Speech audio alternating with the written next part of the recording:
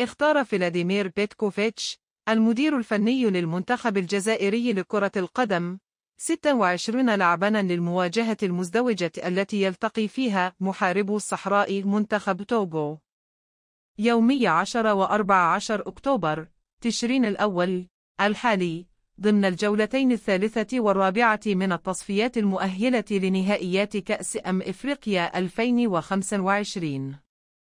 وضمت القائمة التي كشف عنها بيتكوفيتش في مؤتمر صحفي اليوم الخميس 4 لاعبين ينشطون في الدوري المحلي، بينهم حارسا مرمى و3 لاعبين جدد هم الواعد إبراهيم مازا لاعب هيرتا برلين الألماني، وزكرياء بوحلفايت حارس النادي الرياضي قسنطيني، وسعدي رضواني مدافع نادي اتحاد الجزائر.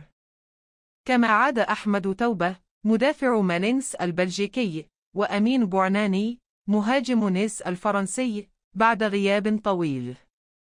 ويتواصل غياب فارس شايبي مهاجم نادي أينتراخت فرانكفورت الألماني، ويوسف بليلي نجم الترجي التونسي، في حين لم يحضر يوسف عطال مدافع السد القطري، وأمير سعيود نجم الرائد السعودي بداعي الإصابة. وبرر بيتكوفيتش عدم استدعاء بليلي لرغبته في منح اللاعب الوقت الكافي حتى يستعيد كامل لياقته، لفتنا إلى أن الوجه الجديد إبراهيم مازا سيشكل مستقبل الخضر، خصوصا أنه لاعب شاب يبلغ من العمر 18 عاما. كما فسر المدرب غياب الحارسين أنتوني ماندريا وألكسندر أوكيدجت بظرف عائلي للأول، وبعدم الجاهزية للثاني. وأبدى بيتكوفيتش أسفه لإصابة عطال، لكنه قال إنها فتحت المجال أمامه لمنح الفرصة للاعبين آخرين مثل سعدي رضواني.